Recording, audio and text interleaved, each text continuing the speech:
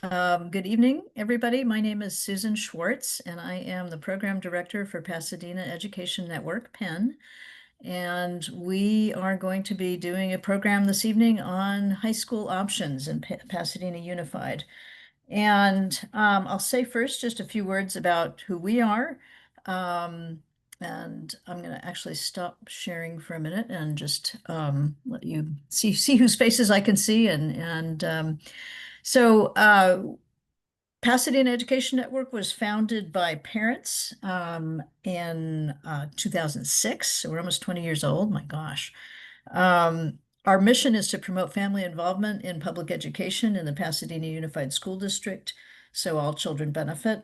And we're a network of more than 2,000 parents who support and send our children to Pasadena Unified School District schools and also parents who are considering their options. And before I go any further, I'm going to let our just mention that we do have Spanish interpretation.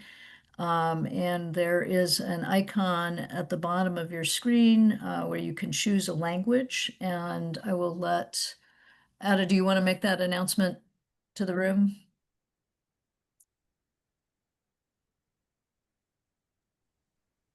Yes, Susan. Buenas noches a todos. Queremos dejarles saber que estamos proveyendo interpretación al español para esta sesión. Y si ustedes quieren escuchar la interpretación, todo lo que tienen que hacer es buscar en la parte de abajo de sus pantallas de Zoom un pequeño globito o símbolo que dice interpretación. Y ahí ustedes seleccionan el lenguaje de su idioma. Y lo otro que van a hacer ahí es apagar o desactivar el audio original para que puedan escuchar solo la traducción al español. Si ustedes están en un teléfono inteligente, la opción para poder escuchar al español está en el botoncito que dice más. Si ustedes están en un teléfono inteligente, como dije, ahí buscan traducción y subtítulos, hacen selección ahí y luego seleccionan el lenguaje que ustedes quieran escuchar. Hay una lista de lenguajes. También las instrucciones están en español en la charla, si ustedes quieren leer las instrucciones ahí. Good evening, everybody. I was just saying in Spanish that we are offering Spanish interpretation for this session. The instructions on how to access interpretation are on the chat, but if you want to do that, all you need to do is click on the interpretation icon at the bottom of your screens, of your Zoom screens, and select Spanish or English, and turn off the original audio. Also, if you are joining us via phone, you can also find that interpretation choice on the menu, on the little button that says more. That's where you'll find that. And that's it for me. All right, thank you, Ada. I also want to, before we go to our presentation, I just want to introduce Nancy Dufford, who is our executive director. I don't know if you have anything you want to say before we start. Just thank everybody, and that if you enjoy our programs, you'll probably enjoy our events. And we have our annual poker tournament coming up on November 7th, and we would love to have you there. It's a great way to get together with other PEN parents and PUSD friends and supporters. So feel free to join us there. All right. Okay, I'm going to go ahead and go back to sharing my screen. Let's see if I can do this. I can. And let's see if I can make it go to the next slide. That's the real question. There we go. All right, so I've introduced PEN. Tonight, our program's goal is really just to sort of give you a broad orientation to the options in Pasadena Unified and the factors that you'll be considering as you're looking at high schools, which are new at the high school level that you weren't taking in so much maybe when you were looking at a middle school. And then we want to spend a little time helping you kind of figure out how to get the most out of the school tours, because a program like this will give you an overview. We will share the slides and links to the various other materials that we mentioned during the slides or that we have on our website. But really, none of that is a substitute for actually going and visiting a school. So we want to be clear about that from the outset. And I want to thank everybody who submitted their top of mind questions. There were some really thoughtful questions, and some of the questions are things that we will answer in the course of this presentation. Some of them are things that you will want to ask when you go to visit a school, and we'll touch on that later. Um, and we will, once the presentation is over, just hopefully have some time to just take questions in the chat, and we'll answer what we can. And if there's something that we don't have time for or that we don't have the answer for right now, we will try to follow up and get that information out to you afterwards. So I think probably everybody here did sign up, but if on our website, but if you didn't, if you're just joining us with the link and hadn't signed up on the website and you want to get those materials afterwards, you can just drop your name and email into the chat and we'll be sure to add you to the list to get that information. All right. So what's different about high school? Let's talk a little bit about some of the features that we're considering that are new when we get to ninth grade.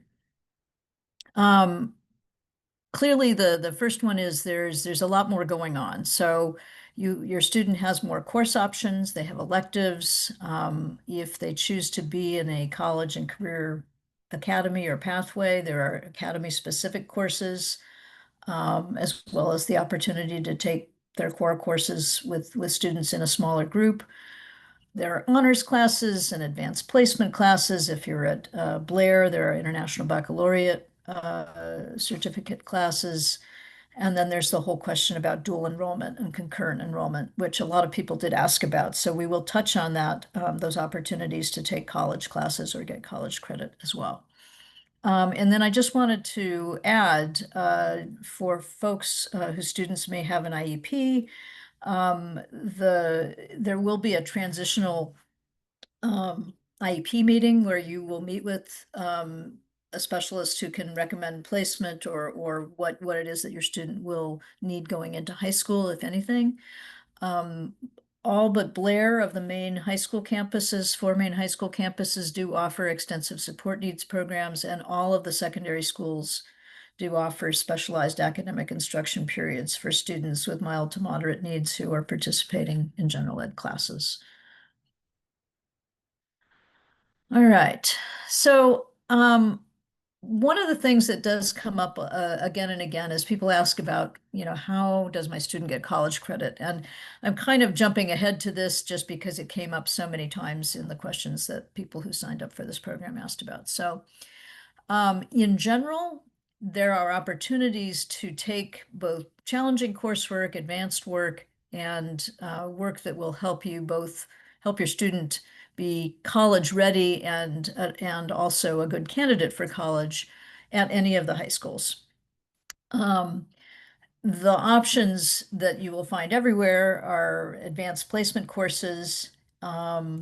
Those are high school courses that are taught by high school teachers, but it's college level material, and the credit is determined by passing a final exam. If your child is at Blair, which has the International Baccalaureate program, there are International Baccalaureate Diploma certificate courses as well, which are as well as AP courses.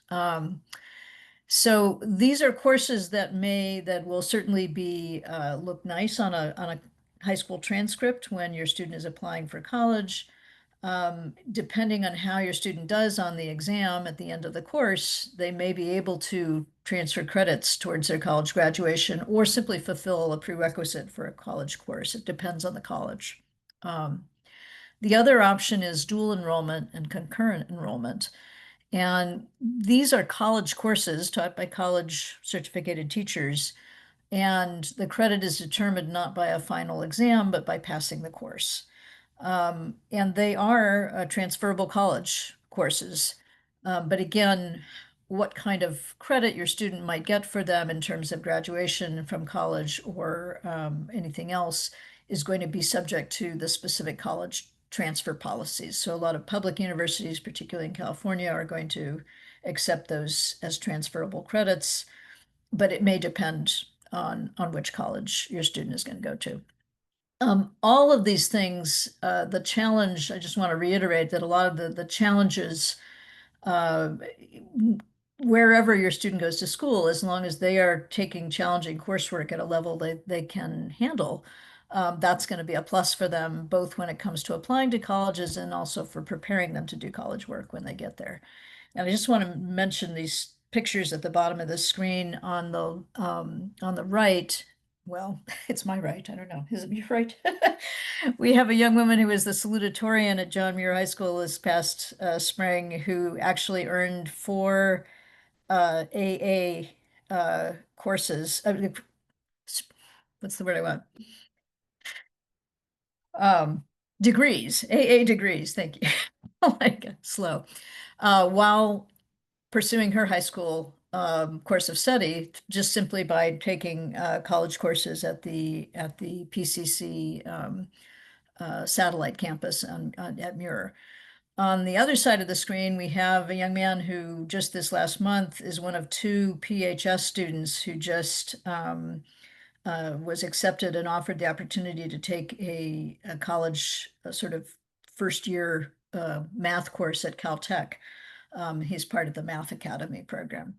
So these are clearly very exceptional students, but it gives you some idea that there are a lot of opportunities there for students to push themselves and to get those college credits. The other thing I want to mention, some people may know about this, others may not. I feel like this is one of these things that a lot of times people kind of take it for granted that people know that Pasadena Unified has these college and career academies. These are integrated programs of study and they're integrated by theme, and they give students a chance to expose themselves to career-related knowledge and skills. It puts them into a cohort of students who are interested in the same area. It is not a technical degree like I'm just studying to be, I don't know, an ultrasound technician. It's not a career focused, or it doesn't narrow the students' choices, but rather exposes them to options and how they're going to apply what they're learning in the real world. They offer a number of substantive internship opportunities in the area. There are uh, 8 or 9, losing track of the number, of these pathway or academy programs at the various high schools, different ones at different schools. I'll talk about which ones in a moment. At Muir, every student chooses or is assigned to one of the pathways or academies. At the other high schools, about 20 to 40% of students choose this option. And this does not mean that they can't be taking courses with the rest of their other students on campus who aren't in those pathways, but it can be a way to sort of have a smaller community within the school of people who are pursuing that program. Students can choose or change a pathway, but generally not after 10th grade. In years past, if you were applying to a school that was not your neighborhood school, you would actually apply for a specific academy or for the general education course. That's not happening anymore. You just go for the school and you choose your pathway after you get there, if you choose one. And again, there's a link here, but we will share these slides and all the links afterwards. So don't worry about trying to capture everything and write everything down and take screenshots. We will share it with you. This is just a list of the college and career pathways and academies by high school.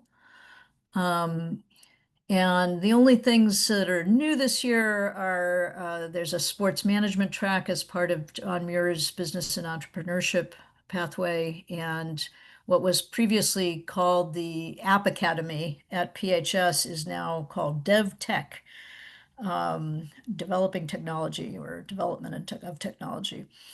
And I think it reflects the fact that they're doing a lot more than just developing apps. So, and I actually just learned this. The Center for Independent Studies also has academy programs in medical arts and building and design.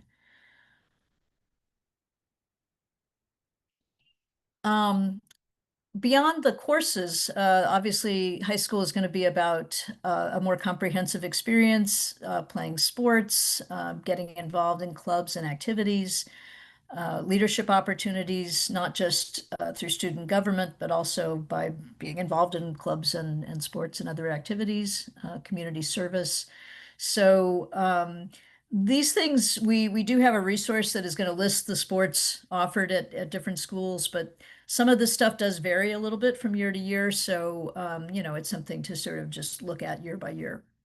And often with things like clubs and activities, that can be something that is just generated by student interest. So if your student wants to do something that isn't already offered, there may be the opportunity to make it happen. The other thing I want to touch on is that obviously in high school, part of what your student is doing is preparing for graduation and beyond. So these are the graduation requirements, and we'll have a link to some other material that explains this in a little bit more depth. But it does include 220 course credits, or with a passing grade of D or better. However, for those courses to be to make your student eligible to apply to a four-year college or university, they need to meet what's known as the A through G requirements, and those subjects must be passed with a grade of C or better.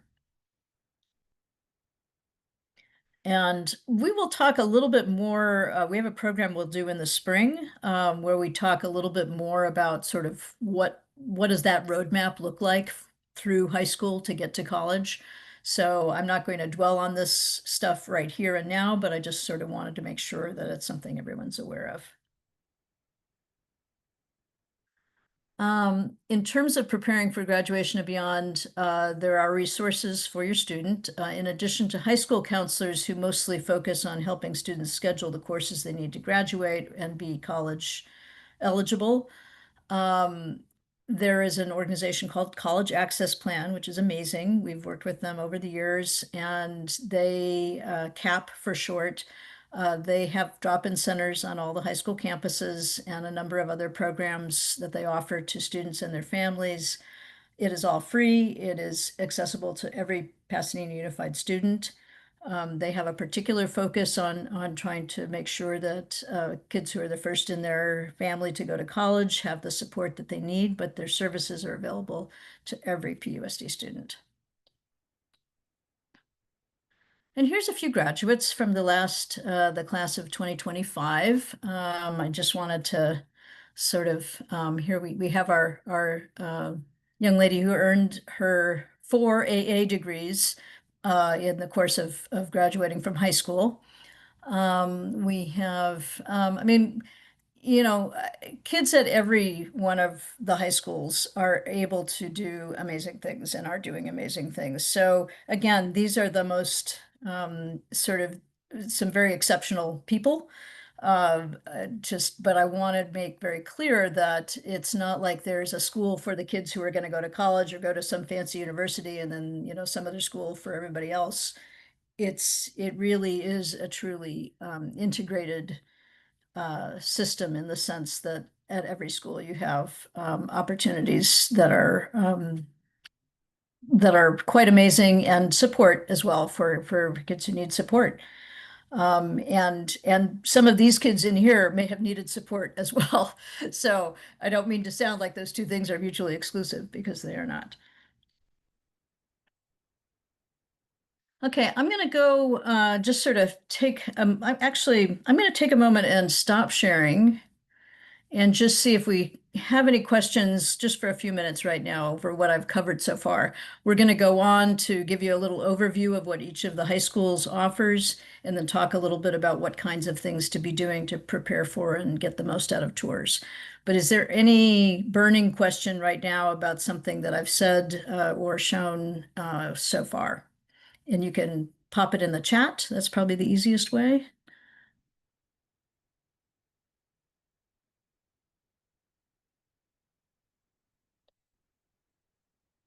Anything there? I have Nancy monitoring my chat.